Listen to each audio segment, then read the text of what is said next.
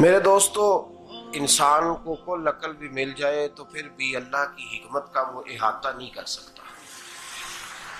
रब्बे करीम को ज़्यादा पता है कि हमारे लिए कौन सी चीज़ बेहतर है और कौन सी चीज़ हमारे लिए नुकसान का बाइस है। अल्लाह तबारक व तआला की हिकमत ये चाहती है कि मेरे बंदे परेशान ना हो। रब ये चाहता है कि मेरे बंदे किसी जगह पे भी दिक्कत और परेशानी का शिकार ना हो। तो अल्लाह तबारक व तआला ने राह एतदाल इख्तियार करने का हुक्म इरशाद फरमाया कि तुम एतदाल के रस्तों पे चलो, मोतदल जिंदगी गुजारो, अफरातो तफरीद से बचो।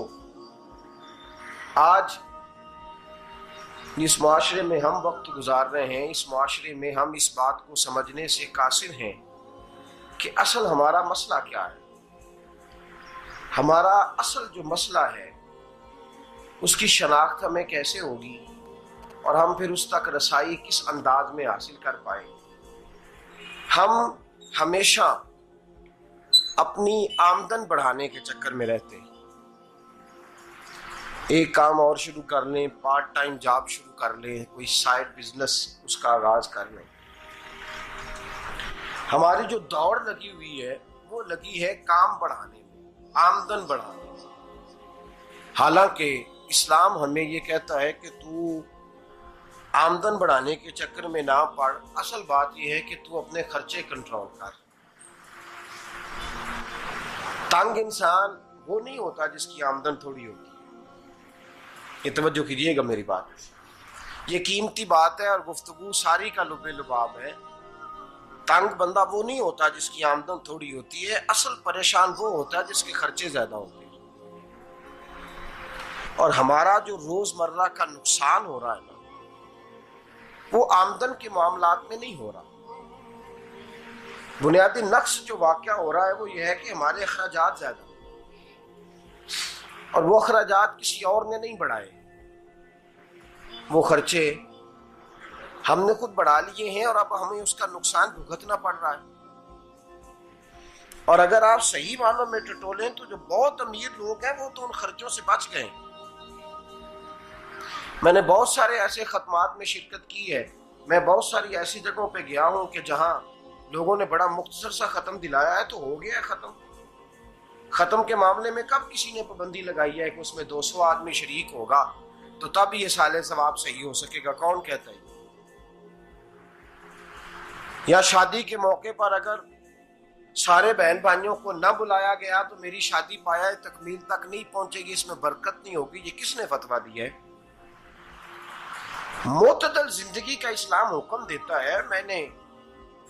मैं पढ़ रहा था कि एक बहुत बड़ा सदर है, गालबन सूडान के सदर की बात हो रही थी, तो अपने बेटे की बारात लेके गया तो 4 लोग गए हैं बारात, और 15 लोगों का उसने एहतमाम किया अपने घर में खाना खाने का। तो क्या शादी हो गई कि रुक गई?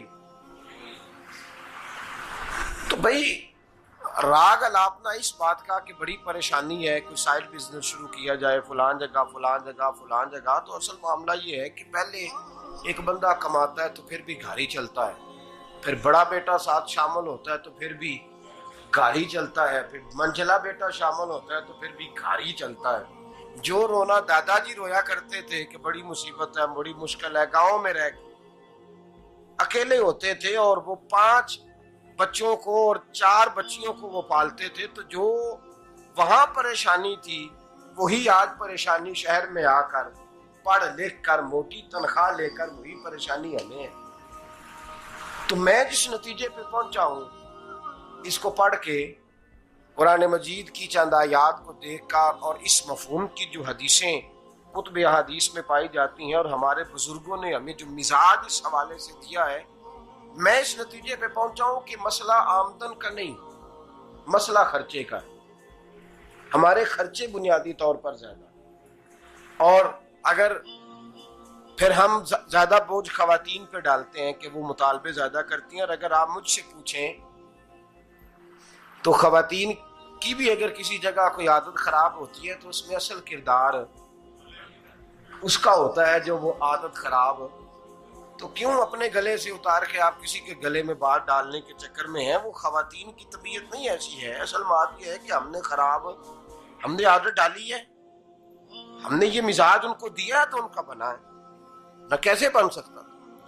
तो एतदाल जब तक जिंदगी में नहीं होता, पानी प्यास बुझाता है, लेकिन एक गिलास ही हो तो प्यास बुझाता है। बाल्टी को मुंह को लगाएगा तो कपड़े भिगो देगा उसके। हालांकि पानी बुरी चीज का नाम नेमत है ना, बहुत बड़ी अल्लाह की, लेकिन प्याले में ही अच्छा लगता है। कोई मटका मुंह को लगाएगा तो तंग होगा, प्याला ही बेहतर है उसके लिए।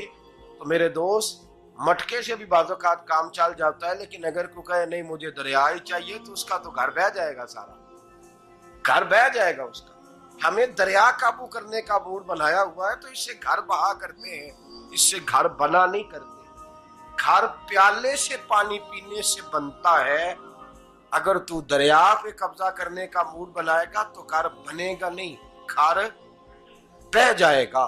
आग ना हो तो खाना पक नहीं सकता, लेकिन हल्की आंच से खाना पकता है। और अगर आंच तेज कर दी जाए तो जी, करीने क्यास बात कर रहा हूं मैं, अकल से मावरा नहीं कर रहा। करीने क्यास समझाने के लिए मिसालें दे रहा हूं। हल्की आंच पे खाना पक जाता है और आग तेज हो तो खाना जल जाता है। तो खाना उतनी देर ही खाने के काबिल रहता है जब तक वो हल्की आंच पे पकता है। तू जितनी मर्जी तू कहता है नहीं मेरा गुजारे नहीं, आग तेज होनी चाहिए, तो मियां जल जाएगा, जल जाएगा। हवा न मिले तो सांस नहीं आती, ठीक है? ऑक्सीजन ना हो तो सांस है, हवा ना चले तो गुजारा नहीं होता। लेकिन अगर तेज जले ना, अगर तेज जले तो तेज चले तो आंधी और तूफान बन जाए तो छतें गिरा देती है, जाने ले लेती है। हम हैं तूफान के चक्कर में, हम हैं दरिया के चक्कर में, हम हैं बड़े नाव के चक्कर में। तो मियां हल्की आंच ही अच्छी है, याद रख। और एक गिलास पानी का एतदाल से मिलता रहे तो वही मिलता रहे, जरूरत के वक्त वही बेहतर है। तू पूरे दरिया पे कब्जा करने का प्रोग्राम ना बना, तंग हो जाएगा। और मेरे अजीज याद रख, हवा सांस लेने के मुताबिक मिले तो वो ये अच्छी है, जो सांस बंद करने पे आ जाए वो हवा अच्छी। हमने चक्कर चला लिया है कि ज्यादा पैसा, रातों रात पैसा, लंबा पैसा, ये प्लाट भी मेरा, वो प्लाट भी मेरा, गुजरांवाला भी, गुजरात भी, लाला मूसा खाड़ी और पिंडी तक जहां मैं जाऊं मेरे नाम की तख्तियां लगी हुई होनी चाहिए। इस्लाम मना